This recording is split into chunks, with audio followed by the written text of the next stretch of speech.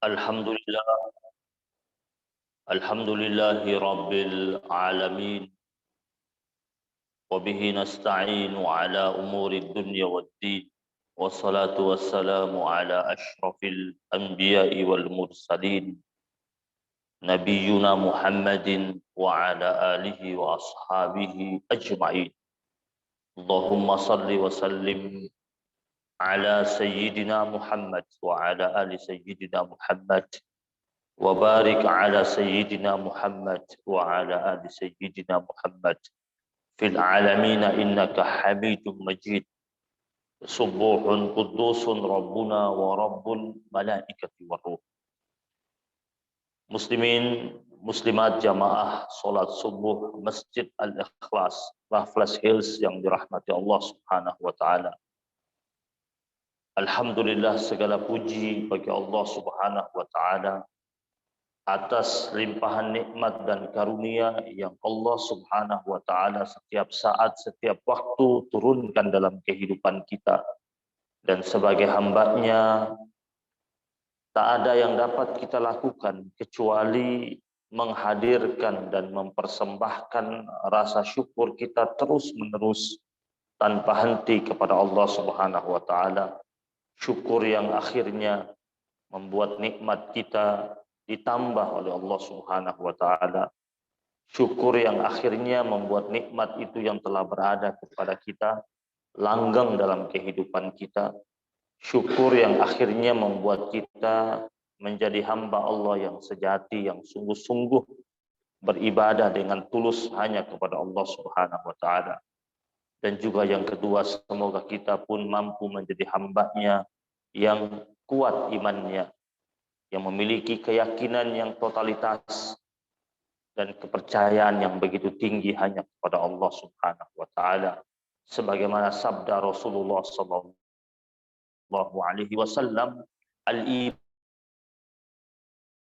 huwa al-yaqinu kulluh. Keimanan itu adalah keyakinan yang totalitas dan paripurna hanya kepada Allah Subhanahu wa taala.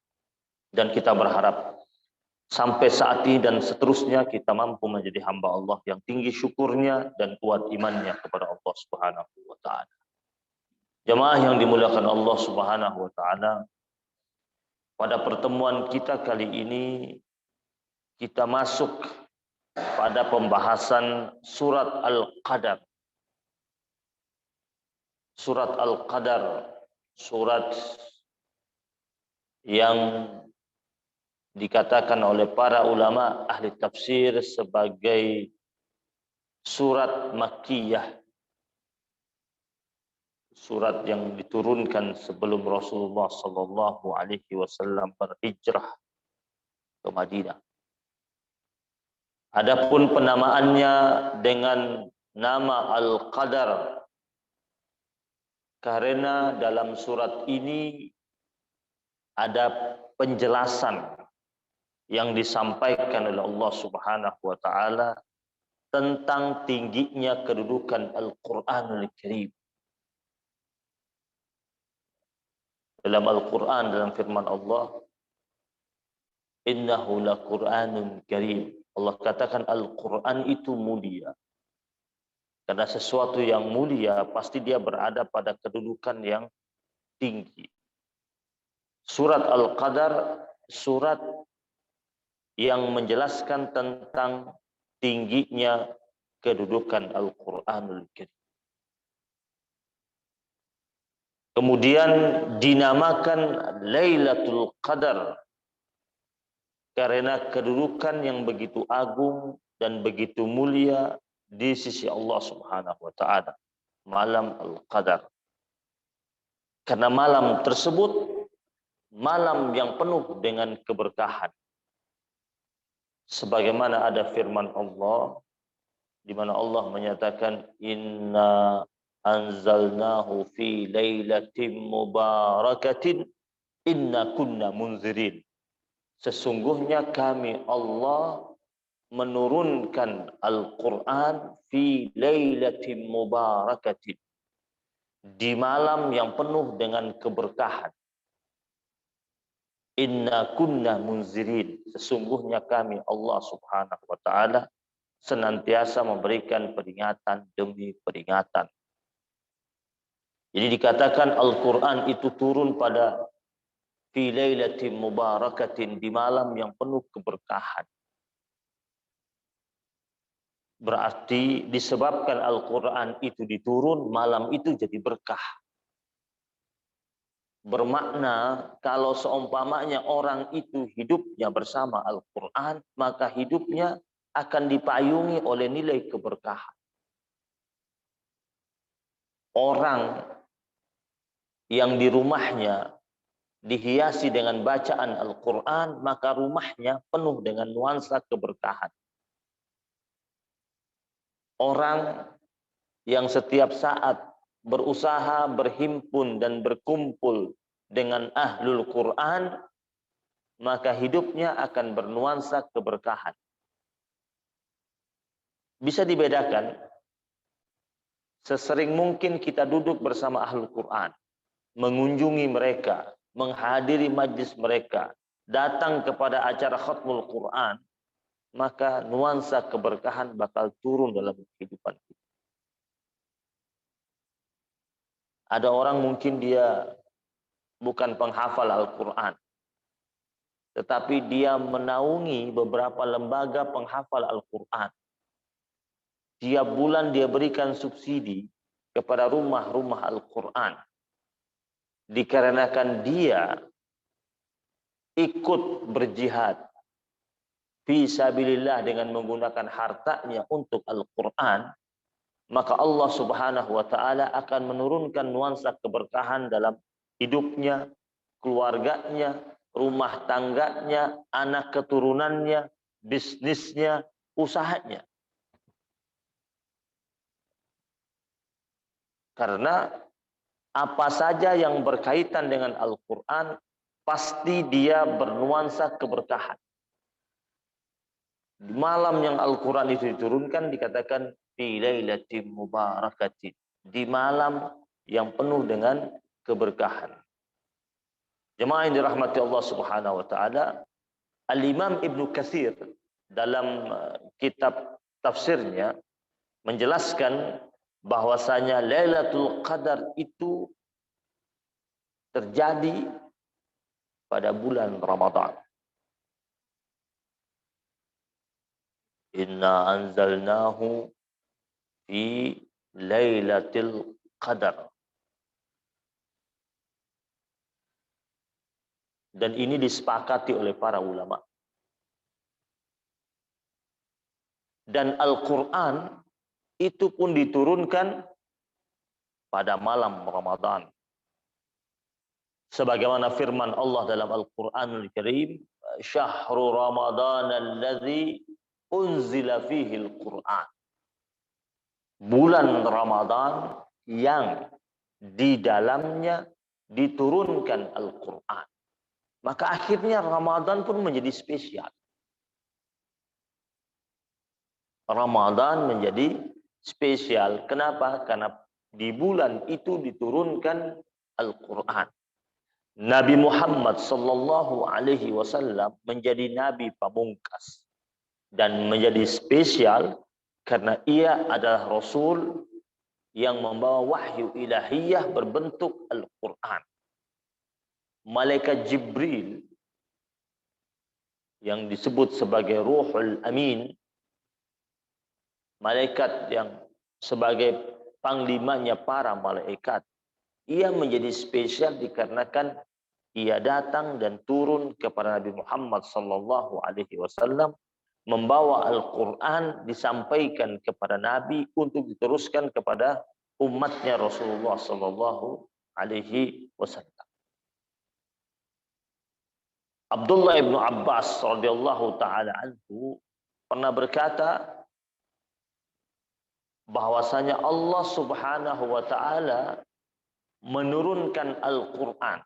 Di Al-Quran itu sebelum sampai ke Nabi Muhammad sallallahu alaihi wasallam, Allah Subhanahu wa taala menurunkan Al-Quran dari Lauhil Mahfuz ke Baitul Izzah. Baitul Izzah itu langit dunia. Turun. Itu sekaligus. Dari Lauhul Mahfuz turun ke Baitul Izzah sekaligus. Secara langsung. Kemudian Allah Subhanahu wa taala menurunkannya kepada Rasulullah sallallahu alaihi wasallam melalui Jibril alaihi salam tadrijian, step by step, berangsur-angsur sampai menjadi sempurna setelah kurang lebih 23 tahun dakwahnya Rasulullah sallallahu alaihi wasallam. Dan turunnya itu sesuai dengan peristiwa demi peristiwa yang terjadi semasa hidupnya Rasulullah sallallahu alaihi wasallam. Ada peristiwa turun, ada peristiwa turun. Tapi dari Lauhul Mahfuz ke Baitul Izzah sudah turun sekaligus. Kemudian apa yang dimaksud dengan Lailatul Qadar? Inna anzalnahu fi Lailatul Qadar. Wa ma adraka ma Lailatul Qadar. Apa yang dimaksud dengan Lailatul Qadar? Ada beberapa pandangan ulama tentang pengertian Lailatul Qadar. Yang pertama, Al-Qadar bisa berarti mulia atau agung. Sebagaimana yang termaktub dalam firman Allah Subhanahu wa taala surat Az-Zumar ayat 67 di mana Allah Subhanahu wa taala berfirman, "Wa ma qadarullaha haqqa qadr." Wa ma qadarullaha haqqa qadri. Bahwasanya mereka tidak mengagungkan Allah atau tidak memuliakan Allah Subhanahu wa taala dengan pengagungan semestinya. Siapa ini? Orang-orang kafir. Orang-orang musyrik. Allah katakan wa ma qadarullah haqqa qadri. Mereka tidak memuliakan Allah, tidak mengagungkan Allah sebagaimana mestinya pengagungan yang harus mereka sematkan kepada Allah Subhanahu wa taala. Sehingga Lailatul Qadar bisa diartikan yang pertama sebagai malam yang mulia. Ini pendapat Al-Imam Az-Zuhri. Yang kedua, Al-Qadar bisa bermakna sempit. Dalam Al-Qur'an itu ada penjelasan Allah Subhanahu wa taala bahwasanya Allah yabsutur rizqa liman yasha wa yaqdir. Allah itu yang melapangkan rizki bagi siapa saja yang dikehendakinya dan Allah pula yang menyempitkannya. Jadi yang melapangkan itu siapa? Allah. Yang menyempitkan itu pun Allah. Yabsut itu artinya melapangkan. Wa yaqdir artinya yang menyempitkan juga Allah Subhanahu wa taala. Manusia boleh saja dia berikhtiar, berusaha dengan sungguh-sungguh dan kuat, tetapi finally itu berada pada Allah Subhanahu wa taala. Maka makna al-qadar yang kedua itu bermakna sempit. Ada ulama yang mengatakan kenapa diartikan sempit, kata ulama, dikarenakan malamnya sempit. Jadi malam qadar itu cuma sebentar sebenarnya. Jadi semua orang mukminin itu berusaha untuk menjemputnya. Kan Lailatul Qadar itu dianggap sebagai tamu agung. Yang namanya tamu agung itu semua pasti menanti. Tamu agungnya itu datangnya masih 1 jam. Itu yang menyambut sudah ada. Kadang-kadang menyambutnya sudah 2 jam sebelumnya. Berdiri, rela berdiri lama-lama. Ada tamu agung. Orang penting datang dari kota. Masuk ke desa, itu ditunggu-tunggu. Orangnya sebenarnya belum terbang mungkin. Masih di tempatnya, belum terbang, bukan sudah di atas pesawat, belum terbang. Itu di sana sudah siap-siap, menanti. Nah, ketika tamu agung itu sudah sampai, apakah dia salami semuanya? Dia turun di bandara, yang menanti ada 5.000 orang. Apakah mungkin dia salamin semuanya? Semuanya ingin bersalaman dengannya. Tapi kan kecil kemungkinan akan dia salami semuanya. Paling yang dia salami urutan-urutan saf pertama sama saf kedua. Lailatul Qadar itu yang nunggu semua. Kita semua kalau ditanya pengen jumpa. Dan ada usaha kuat dan serius untuk menanti itu. Untuk menyambut itu. Tetapi waktunya sempit ternyata. Datangnya cuma sebentar. Dan yang dikunjungi hamba-hamba Allah yang diingininya. Kita sebagai hamba Allah berusaha untuk berjumpa, untuk mendapatkannya. Maka dikatakan qadar bisa berarti sempit. Kata lain dikatakan qadar juga berarti sempit. Maknanya adalah ketika pada malam hari itu, bumi itu terasa begitu sempit. Kenapa terasa begitu sempit? Karena tanazzalul malaikatu warruhu fiha. Karena pada malam hari itu kan Allah katakan malam di mana seluruh malaikat Allah turun, tumpah ruah di buminya Allah. Yang dipimpin oleh panglimanya para malaikat, yaitu Jibril alaihissalam. Bisa dibayangkan, Jibril saja itu bentangan sayapnya timur ke barat. Lembaran sayapnya itu riwayat mengatakan 600 lembaran sayapnya, helaian sayapnya. Kemudian bertaburan mutiara yang bermacam-macam warna-warni, itu baru Jibril alaihissalam. Sedangkan Allah mengatakan pada malam qadar itu tanazzalul malaikatu warruh. Malaikah itu jamak, malaikat. Karena bahasa Arab kalau malaikatnya cuma satu dibilang malak. Malakun itu satu malaikat. Tapi kalau dibilang malaikah itu jumlahnya banyak. Dan di sini tak disebutkan berapa jumlah hakikinya, tetapi yang jelas banyak. Maka kata ulama, al-qadar bisa bermakna sempit karena bumi waktu itu terasa begitu sempit karena dipenuhi oleh para malaikat Allah yang turun untuk menyalami dan mengunjungi hamba-hamba Allah yang Allah perkenankan untuk bersua dengan Lailatul Qadar. Kemudian yang ketiga, al-qadar bisa berarti hukum, al-hukum. Ini pendapatnya Ibnu Qutaibah. Yang keempat, karena diturunkannya Al-Quranul Karim yang penuh dengan kemuliaan, penuh dengan rahmat, turun pula malaikat-malaikat Allah Subhanahu wa taala.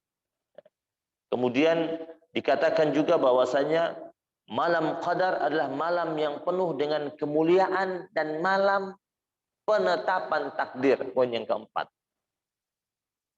Al-qadar bisa bermakna takdir atau ukuran. Qadar. Sudah jadi bahasa Indonesia ini. Kadar. Kita bilang kadar. Kita datang ke toko emas, kita bilang ini emas kadarnya berapa, Pak? Kadar kita bilang.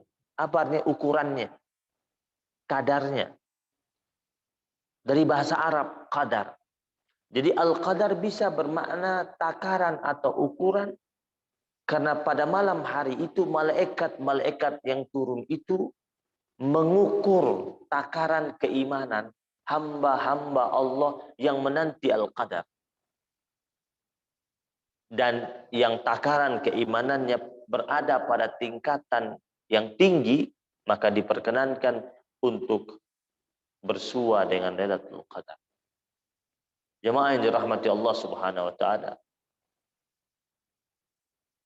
Pada malam ini pula, malam di mana Allah Subhanahu wa taala jelaskan tentang segala urusan yang penuh dengan hikmah. Na'anzalnahu fi Lailatul Qadar. Ma adraka ma Lailatul Qadar.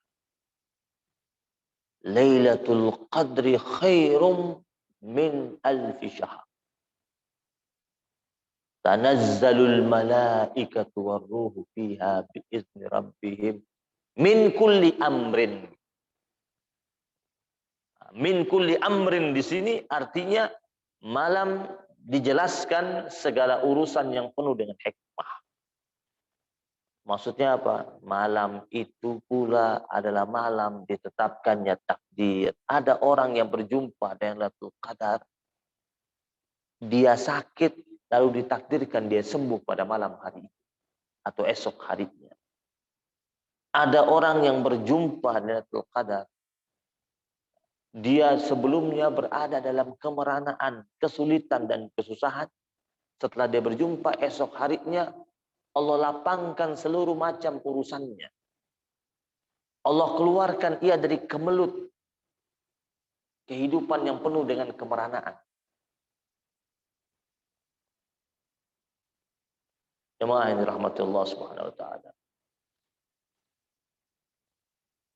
Malam Qadar, malam di mana hamba Allah Subhanahu wa taala yang dikatakan oleh Rasulullah sallallahu alaihi wasallam, man qama Lailatul Qadri imanan wa ihtisaban ghufira lahu ma taqaddama min dzambi. Siapa saja dari hamba Allah Subhanahu wa taala yang bangun di malam Ramadan, jadi hidup di malam Ramadan, terbuka matanya, terjaga dia, imanan wa ihtisaban, dengan dasar keimanan yang kuat, wa ihtisaban, mengharapkan pahala dari Allah Subhanahu wa taala. Itu ihtisab. Ihtisab itu berharap pahala dari Allah Subhanahu wa taala.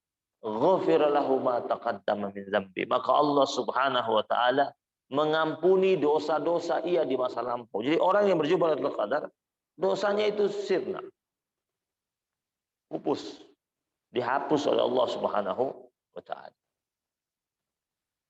Ketika Allah Subhanahu wa taala menyatakan Lailatul Qadri khairun min alfi syahr. Malam Qadar itu malam yang jauh lebih baik daripada 1000 bulan. Dari sahabat Nabi Abu Hurairah radhiyallahu taala anhu dikatakan lamma hadara Ramadan, ketika datang bulan suci Ramadan, qala Rasulullah sallallahu alaihi wasallam, Nabi Muhammad sallallahu alaihi wasallam bersabda di hadapan umatnya, qad ja'akum Ramadan. Kata Nabi, wahai umatku, telah datang kepada kalian bulan suci Ramadan. Syahrun mubarak, bulan yang penuh dengan keberkahan. Maka kita bilang Ramadan syahrun mubarak, Ramadan karim, Ramadan mulia. Ya. Iftaradallahu alaikum siyamahu, bulan di mana Allah Subhanahu wa taala mewajibkan atas kalian untuk berpuasa. Tuftahu fihi abwabul jannah, dibukakan untuk kalian segala macam bentuk, segala macam pintu-pintu surganya Allah Subhanahu wa taala. Wa tughlaqu fihi abwabul jahim, dan tertutupnya pintu-pintu neraka. Wa tughallu fihi syayatin, dan setan-setan itu terbelenggu. Nah, perlu diperhatikan ini, yang dimaksudkan setan yang terbelenggu di bulan Ramadan, syayatinul jin, setan dari bangsa jin. Tapi ada yang tidak terbelenggu sebenarnya. Siapa itu? Syayatinul ins, setan dari bangsa manusia. Yang kita suka bertanya-tanya, ini hadis Nabi bilang setan dibelenggu, tapi kenapa Ramadan masih ada yang maksiat? Masih ada yang menentang, masih ada yang tidak puasa. Nah, yang maksiat itu, yang menentang dan durhaka itu setan manusia. Jadi kalau ada orang bermaksiat di bulan suci Ramadan, jangan coba-coba dia mengkambing hitamkan setan dari bangsa jin. Karena setan dari bangsa jin, sudah dalam hadis Nabi dikatakan dia dibelenggu. Itu setan manusia. Jadi kalau antum di bulan Ramadan di grup WhatsApp tiba-tiba ada teman jam 12 siang dia posting itu teler, es kopior, es teh manis, itu yakinlah itu setan manusia. Jadi dia bukan tergoda oleh setan jin untuk memposting itu, tapi dia sudah jadi setan. Ya. Kan kadang-kadang kan kita nggak sadar tuh, teman samping kanan, samping kiri kita ini sudah jadi setan dia. Sebelumnya dia jadi agen dulu. Kapan dia jadi agennya setan? Ketika sebelum Ramadan. Jadi sebelum Ramadan ini, setan-setan dari bangsa jin seperti sekarang ini, itu dia bikin lokakarya, pelatihan-pelatihan untuk cari agen-agennya. Ya. Yang keimanannya tipis itu cuma cukup 1 minggu sudah jadi agen dia. Yang keimanannya agak kuat 3 bulan, 6 bulan. Ya. Tergantung kekuatan iman. Nah, ketika masuk bulan suci Ramadan, itu setan dari bangsa jin, istilahnya begini. Setan dari bangsa jin bilang sama agen-agennya, "Ane mau istirahat." Kenapa dia dibelenggu Ramadan? Maka yang bekerja siapa? Yang sudah jadi agen itu. Yang kepalanya putih dan hitam itu. Yang asik bermaksiat selama bulan Ramadan. Bahkan ngajak orang lain untuk bermaksiat seperti diri. Hati-hati ya. Ya. Fihi lailatun khairun min alfi syahr, kata Nabi. Di dalam Ramadan itu ada malam yang jauh lebih baik daripada 1000 bulan. Itu hadis dari sahabat Nabi Abu Hurairah radhiyallahu taala. Lalu sekarang muncul pertanyaan. Apakah Lailatul Qadar merupakan salah satu kekhususan umat Islam? Ataukah juga terdapat pada umat-umat sebelumnya? Al-Imam As-Suyuti membawakan hadis dari Aidailami, dari sahabat Nabi Anas bin Malik radhiyallahu taala anhu. Kata Nabi, "Innallaha ta'ala wahaba li ummati lailatul qadar." Sesungguhnya Allah Subhanahu wa taala memberikan hadiah kepada umatku Lailatul Qadar. Walam yu'tiha man kana qablahum. Dan Allah Subhanahu wa taala belum memberikan untuk umat-umat sebelumnya. Juga ada hadis dari Imam Malik di kitab Muwatta'nya mengatakan, "Inna Rasulullah sallallahu alaihi wasallam," sesungguhnya Rasulullah sallallahu alaihi wasallam diperlihatkan a'maran nas qablahu au ma syaa Allah min zalika. Nabi Muhammad sallallahu alaihi wasallam diperlihat Allah Subhanahu wa taala tentang manusia-manusia sebelumnya yang umurnya relatif panjang, yang tidak sebanding dengan umurnya umat Nabi Muhammad sallallahu alaihi wasallam. Umur umat Nabi Muhammad pendek-pendek. Bahkan ini kita sekarang ini sudah memasuki akhir zaman. Salah satunya sabda Nabi mengatakan, ciri-ciri akhir zaman ini banyak orang mati mendadak. Mufajaah. Ya, mati mendadak itu ciri-ciri dekat kiamat. Zaman dulu nggak ada orang mati mendadak. Susah ketemu orang mati mendadak. Kalau sekarang banyak mati mendadak. Lagi main bola mati.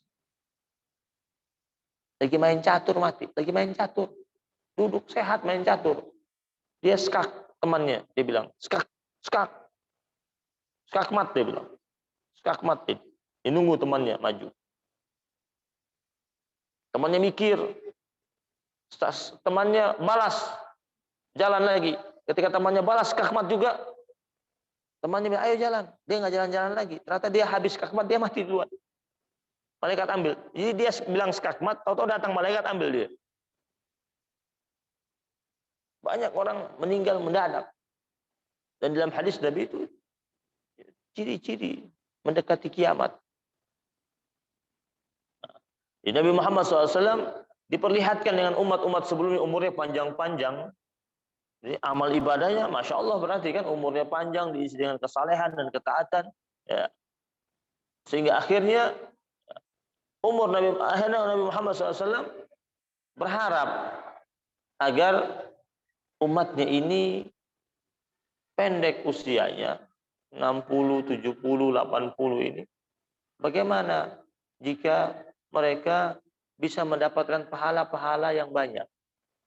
Akhirnya fa'atahu Allahu lailatal qadar khairan min alfi syahr. Allah Subhanahu wa taala berikan kepada umat Nabi Muhammad sallallahu alaihi wasallam malam qadar yang kalau didapatnya itu jauh lebih baik daripada 1000 bulan. Imam Ahmad dalam riwayat musnadnya dari sahabat Nabi Abu Dzar berkata, "Ya Rasulullah," Abu Dzar pernah bilang sama Nabi, "Ya Rasulullah, akhbirni an Lailatul Qadar." Wahai Rasulullah, kabarkan kepadaku tentang apa itu Lailatul Qadar. Afi Ramadan atau fi ghairi? Apakah Lailatul Qadar itu hanya berada pada bulan Ramadan atau jangan-jangan ada juga di luar Ramadan? Lalu faqala Rasulullah sallallahu alaihi wasallam, "Bal hiya fi Ramadan." Lailatul Qadar itu hanya ada pada bulan Ramadan. Ini kan kadang-kadang ada umat Islam, ada oknum umat muslimin, itu suka aneh-aneh. Yang sudah ditetapkan oleh Allah dan Rasul suka dirubah-rubah. Wah, suka kemudian dia nafsirkan semaunya. Kan ada tuh, pernah ada yang mengeluarkan usulan kalau haji itu bisa dilakukan pada bulan lain untuk mengantisipasi membludaknya jamaah. Bikin, jadi biar bulan lain boleh. Ada tuh yang pernah ngusulin gitu. Sedangkan sudah jelas itu asyhurum ma'lumat, sudah jelas. Haji itu sudah dijelaskan oleh Allah asyhurum ma'lumat. Sudah ada bulan-bulannya. Bulan haji sudah ada ditetapkan asyhurum ma'lumat. Tapi tetap aja. Nah ini Lailatul Qadar. Mudah-mudahan nggak ada yang punya ide muncul bilang, "Oh, bisa di bulan yang lain." Ini Abu Dzar tanya sama Nabi, Nabi jelaskan itu. Iya fi Ramadan. Dan itu memang persembahan Allah spesial buat umatnya Nabi Muhammad sallallahu alaihi wasallam. Dari sahabat Nabi Ubay bin Ka'ab,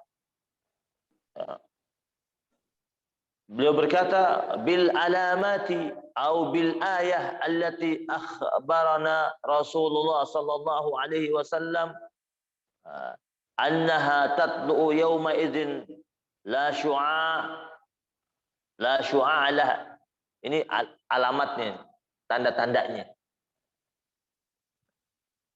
Kata Ubay bin Ka'ab, kami dengar dari Nabi, tanda-tanda Lailatul Qadar itu yaitu di pagi harinya itu matahari terbit dengan teduh.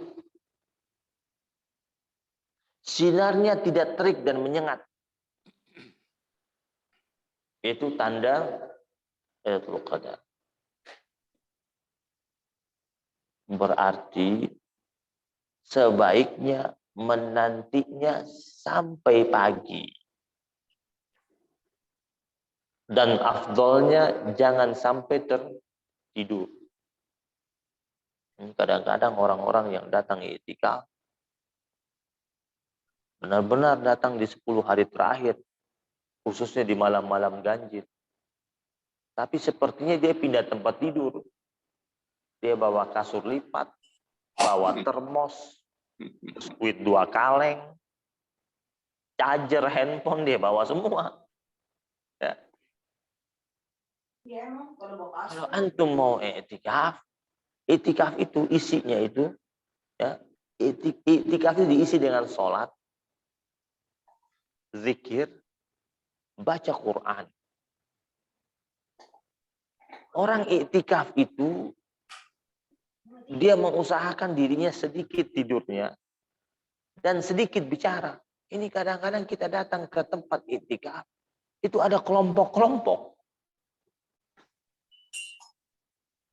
Pas dilihat, warung kopinya pindah itu ke situ berarti. Kelompok-kelompok duduk bertiga, duduk berempat. Tengah-tengahnya ada termos tuh. Ada juga yang sendirian. Ketika dia sendirian, dia duduk di depan dia bukan Quran, handphone. Masa iktikaf update status tiap jam? Antum iktikaf ngapain update status? Iktikaf itu mengupdate keimanannya di hadapan Allah Subhanahu wa taala, bukan update status. Ya. Jemaah yang dirahmati Allah Subhanahu wa taala. Dari hadis Jabir bin Abdullah, qala Rasulullah sallallahu alaihi wasallam, inni kuntu aritu Lailatul Qadar. Sesungguhnya aku pernah diperlihatkan, kata Nabi, ini Nabi kata, aku pernah diperlihatkan Lailatul Qadar. Kata Rasulullah SAW. Ya. Summa, lalu setelah itu Nabi Muhammad sallallahu alaihi wasallam dilupakan oleh Allah Subhanahu wa taala. Nabi Muhammad Allah membuat Nabi lupa tentang tanggalnya. Tepatnya itu. Lupa. Ini fadlum minallah, keutamaan dari Allah. Biar apa? Biar Nabi tidak sebut tanggal tepatnya. Kalau disebut tanggal tepatnya, semua hanya itikaf di salah satu tanggal itu saja. Ya. Nabi bilang, aku pernah diperlihatkan oleh Allah SWT tentang Lailatul Qadar itu. Ya. Wahya, hanya kata Nabi, Nabi kasih clue-nya. Karena wahya fil ashril awakhir min lailatiha. Tapi yang jelas, ketika aku diperlihatkan itu, dia berada di 10 hari terakhir di bulan suci Ramadan. Wahya lailah. Dan itu malam yang pada malam hari itu la harah wala baridah. Malam hari itu tidak panas dan tidak dingin. Malamnya itu terasa begitu indah. Dari malam udah terasa itu. Malam itu terasa sudah. Malamnya sudah terasa, hawanya tidak panas, tidak dingin. Indah. Dan itu dirasakan oleh siapa? Hamba-hamba Allah yang imannya itu lagi bagus. Karena malaikat itu turun, dia berikan itu. Bisa aja ada yang ngerasain terus dibilang sama temannya, nyaman nih hari ini ya. Ini kayaknya malam ini. Dia ngomong sama temannya, kayaknya malam ini nih nyaman nih. Ya, sejuk ini. Temannya selalu, oh enggak, dia nggak ngerasa. Ini sampingnya. Yang sama-sama itikaf sama dia. Bisa jadi yang ngerasa itu dia sudah dapat. Dia sudah dapat. Karena jadi diberikan rasa nyaman, rasa indah, rasa suasana yang begitu baik, begitu bagus. Dapat hawa yang begitu enak. Hadis dari Ubadah bin As-Samit, anna Rasulullah sallallahu alaihi wasallam qala, Lailatul Qadar fil ashril bawaqi. Malam Ramadan, apa Lailatul Qadar itu di 10 hari terakhir. Man qamahunna ibtigha hisbatihinna fa inna Allah tabaraka wa ta'ala yaghfir lahu ma taqaddama min dzambi wa ma ta'akhkhar. Siapa yang bangun di 10 hari terakhir, dia hidupkan dengan sungguh-sungguh, terus dia dapat itu, Allah ampuni dosanya yang terlalu dan yang akan datang. Wahia lailatu witrin, dan dia berada pada malam-malam ganjil. Jelas tuh. 21, 22, 23, 25, 27, 29.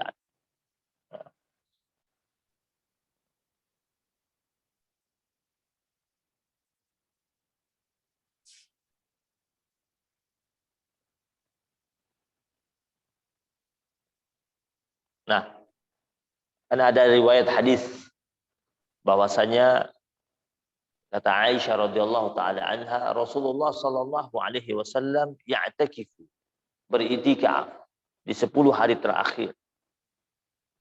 Dan setelah Rasul meninggal dunia, itu i'tikaf ini dilanjutkan oleh para istri-istri Rasulullah sallallahu alaihi wasallam.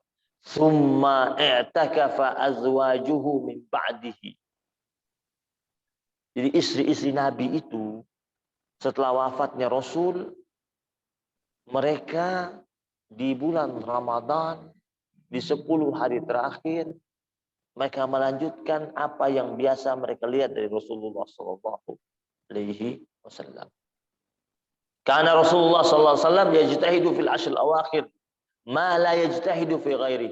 Di Nabi itu di 10 hari terakhir Nabi i'tikafnya itu begitu kencang, begitu kuat yang tak dapat ditandingi di hari-hari sebelumnya.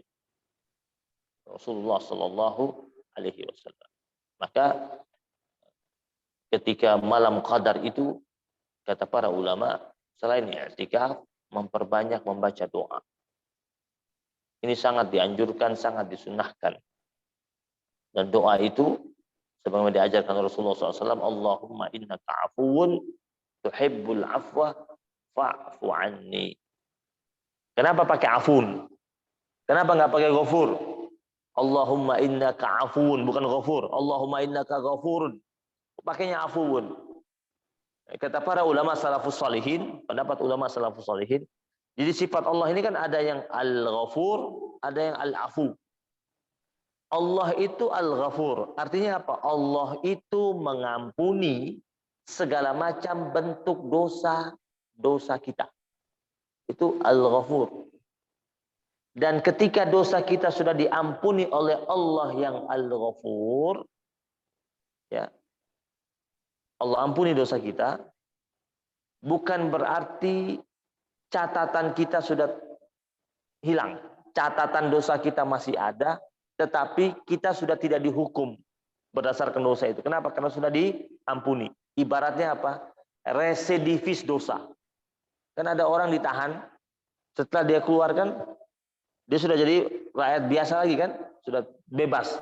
Tapi kan dia dikatakan sebagai bekas tahanan kan? Bekas tahanan. Jadi hamba Allah yang mendapatkan pengampunan dari Allah yang Al-Ghafur, Allah ampuni dia. Tapi masih ada catatannya. Tetapi hamba Allah yang mendapatkan pemaafan dari Allah, Allah Al-Afu, pemaaf. Mereka yang mendapatkan pemaafan dari Allah, itu mereka dihapus dosanya oleh Allah SWT. Dan Allah pun perintahkan malaikat menghapus catatan dosanya di buku amal. Bersih. Maka kenapa Nabi perintahkan kita untuk bersua dengan Lailatul Qadar, doa yang dibaca Allahumma innaka afuwun. Ya Allah, sesungguhnya Engkau pemaaf. Maka ketika Allah turunkan pemaafannya, Allah hapusi dosa kita. Kemudian Allah perintahkan malaikat untuk hapus catatan dosa kita. Itu benar-benar bersih sudah. Sehingga dengan demikian dimudahkan oleh Allah untuk jumpa dengan Lailatul Qadar. Jadi mintanya itu Allahumma innaka afuwun tuhibbul afwa. Allah itu sangat suka memberi maaf. Fa'fu anni. Maka maafkanlah aku. Bukan ampuni aku, tapi maafkanlah.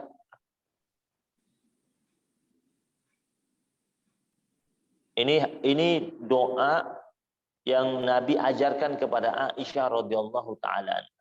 Ya, Aisyah pernah tanya, saya beritikaf di Lailatul Qadar di malam-malam Qadar, doa apa yang harus saya baca? Nabi ajarkan doa ini. Dan akhirnya diteruskan sampai kepada kita umatnya Nabi Muhammad sallallahu alaihi wasallam. Nah, lalu apa tanda-tanda utama orang yang berjumpa Lailatul Qadar? Allah katakan salamun hiya hatta matla'il fajr. Orangnya akan merasakan salam. Apa itu salam? Damai.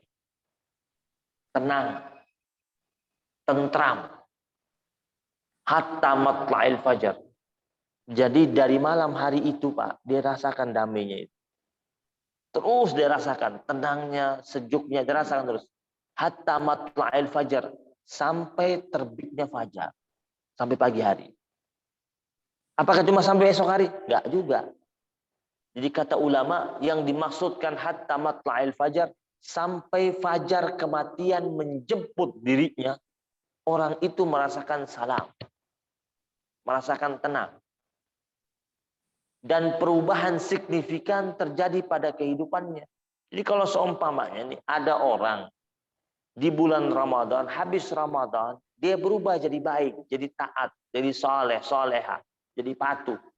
Tapi hitungannya cuma 2 minggu. Ketika dia berubah, kita, oh dapat Lailatul Qadar. Ternyata 2 minggu doang. Habis 2 minggu kembali lagi kepada biasanya. Itu orang bukan dapat Lailatul Qadar. Itu orang dia baru dapat imbas daripada efek-efek amaliyah baik yang dia sedang kerjakan di bulan suci Ramadan.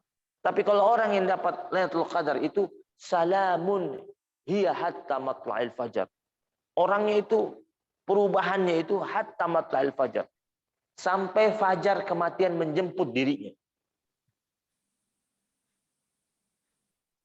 Nah, itu yang hakiki berjumpa dengan Lailatul Qadar. Jemaah yang dirahmati Allah Subhanahu wa taala. Ini kita ini ya, coba kita renungkan baik-baik. Di umur kita sekarang ini sudah berapa kali kita Ramadan? Kita ketemu Ramadan. Sudah berapa kali kita puasa di bulan Ramadan? Terus kita jawab masing-masing. Sudah ngerasa belum dapat Lailatul Qadar? Kan Ramadan itu berlalu dari kehidupan kita dengan usia kita sekarang ini dari tahun ke tahun. Dan kita tanya sama diri kita sendiri, bekasnya ada nggak? Tiap ketemu Ramadan dari tahun ke tahun, naik kelas nggak? Atau jangan-jangan gitu-gitu aja? Harusnya naik kelas. Karena Ramadan itu kan dia ibaratnya sebagai madrasah ruhani. Madrasah ruhani. Di mana kita sekolah di dalamnya. Dan orang kalau setiap kali sekolah harusnya naik kelas. Jangan tahan kelas. Dan ujian akhirnya itu ada pada 10 hari terakhir itu. Yang mereka yang mendapatkan predikat cum laude atau summa cum laude adalah mereka yang mendapatkan Lailatul Qadar. Kita berharap itu dapat kita lakukan. Karena ini kita punya umur ini jalan terus. Ya. Umur kita ini jalan terus.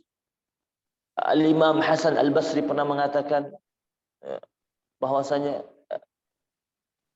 innaka anta ayyamun, manusia. Kalian itu ibaratnya hitungan hari-hari. Kita ini hitungan hari. Kita ini hitungan hari. Kullama zahaba yaumun zahaba ba'duk, kata beliau. Setiap kali pergi hari itu, pergi sebagian dari dirimu.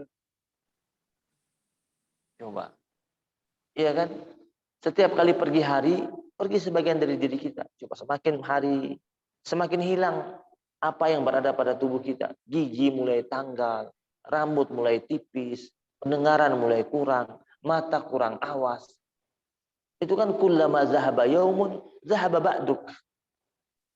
Setiap kali pergi hari itu, pergi sebagian dari dirimu. Bahkan pergi sebagian dari keluargamu. Setiap kali pergi hari, ada keluargamu yang hilang juga. Ada orang-orang yang engkau cintai dari sekitarmu pergi juga. Makanya Nabi Muhammad SAW mengatakan, ada 2 nikmat yang membuat manusia itu maghbun fihima katsirun minan nas. Banyak manusia itu terbuai dengan 2 nikmat tersebut. Apa itu? Kata Nabi, as-sihhatu wal faragh. Nikmat sehat dan nikmat waktu luang. Nikmat sehat. Orang kalau sehat itu suka terbuai dengan kesehatannya. Karena kalau dia sehat itu dia pakai. Orang kalau sehat Ibadahnya kan bisa dia buat kencang ibadahnya. Ya. Orang kalau sehat itu dia bisa qiyamul lailnya sampai 20 rakaat. Sehat soalnya. Maka tubuhnya, sendi-sendinya, aliran darah di tubuhnya itu bernilai ibadah semuanya.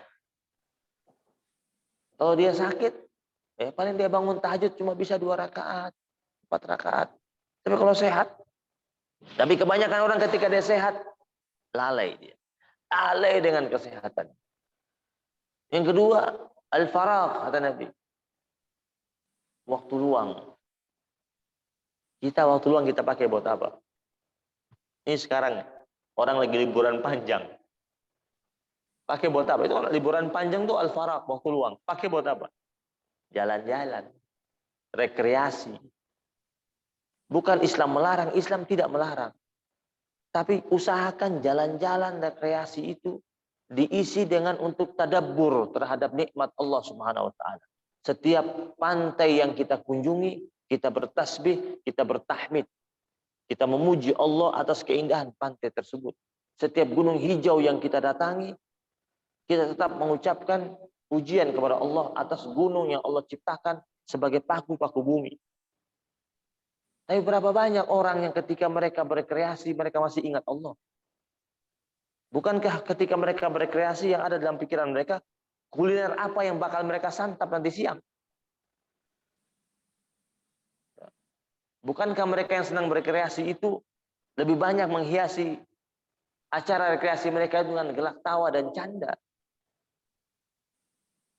Ini Nabi mengatakan, ini 2 nikmat ini yang buat manusia suka lalai. As-sihah wal faragh. Sehat dan waktu luang.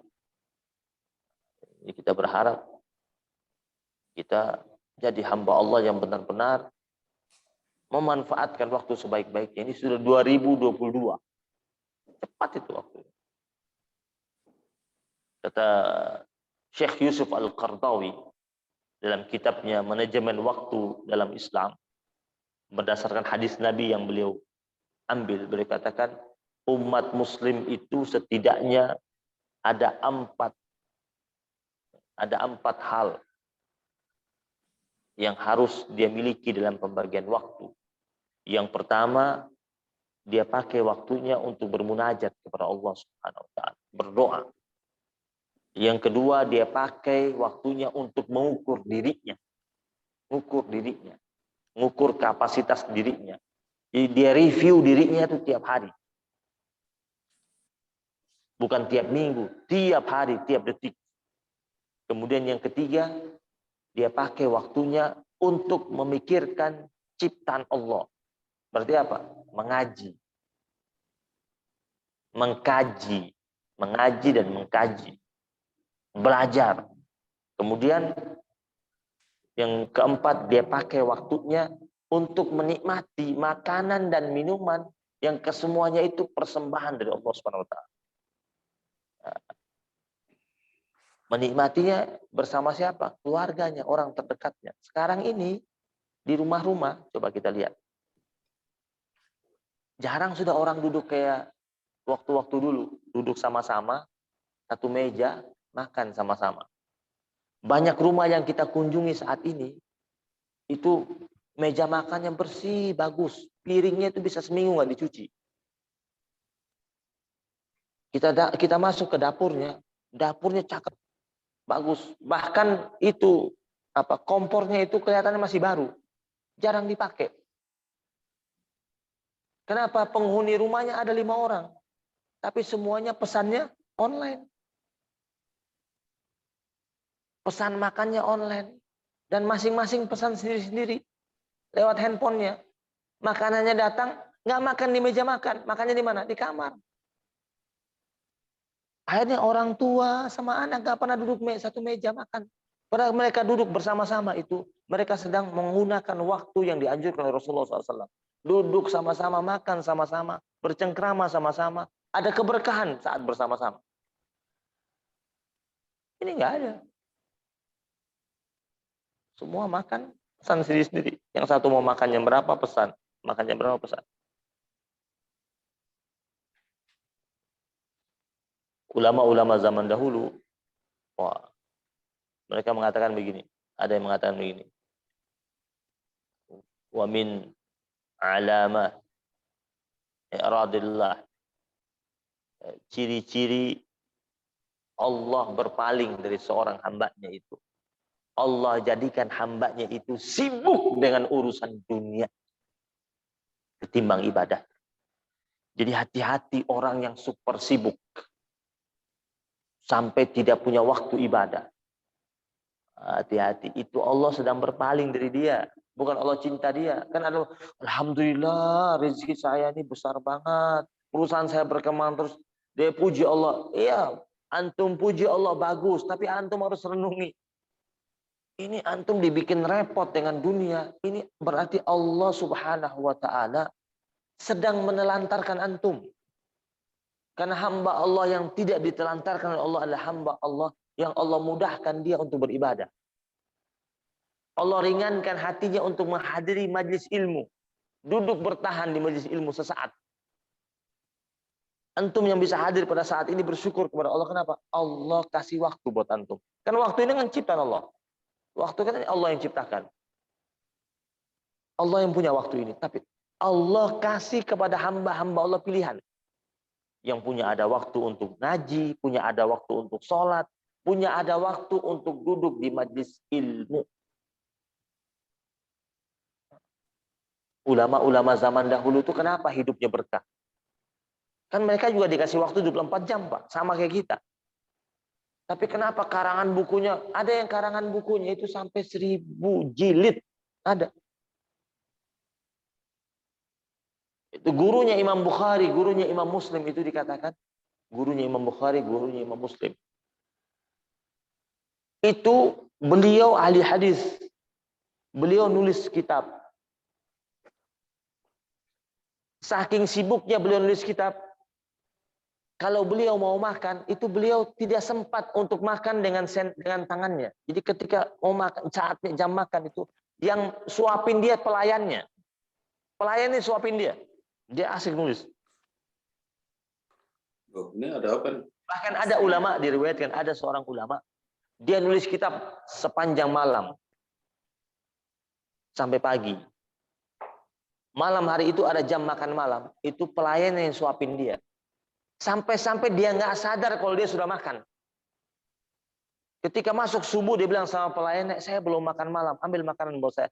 Pelayannya tersenyum, kata pelayan, Tuhan, tadi malam sudah saya suapi Anda. Hah, saya nggak ngerasa, karena asik nulis kitab. Imam An-Nawawi yang meninggal di usia 45 tahun, pengarang kitab Riyadhus Shalihin, pengarang kitab Al-Arba'in An-Nawawiyah. Sepanjang hidupnya beliau hanya tidur, hanya makan cuma sekali malam hari. Makan cuma malam. Ketika masih remaja, tiap hari dia tidak akan istirahat kecuali 12 mata pelajaran dia lahap, dia baca. Baru istirahat. Ada lagi ulama, dia tidak istirahat tiap hari kecuali dia menulis 35 lembar tulisan. Tiap hari. Tulisan tangan. Cuman sekarang enak, tinggal ngetik. Benar-benar waktu itu mereka gunakan dengan sebaik-baiknya. Maka dikatakan anfas tidak tahu. Waktu itu adalah hentakan dan tarikan nafas yang tidak bakal bisa terulang lagi. Tapi kalau al-waqt asmanu minaz zahab. Waktu itu lebih berharga daripada emas. Ya kan? Emas hilang, kita bisa cari lagi, bisa beli lagi. Tapi kalau waktu hilang, nggak bisa dibeli lagi dan nggak bisa diulang lagi. Rabbana taqabbal minna innaka antas samiul alim wa tub alaina ya maulana innaka antat tawwabur rahim. Wa sallallahu ala sayyidina Muhammadin nabiyil ummi wa ala alihi wa sahbihi wa baraka wa sallam alhamdulillahi rabbil alamin. Subhanakallah bihamdika asyhadu an la ilaha illa anta astaghfiruka wa atubu ilaik.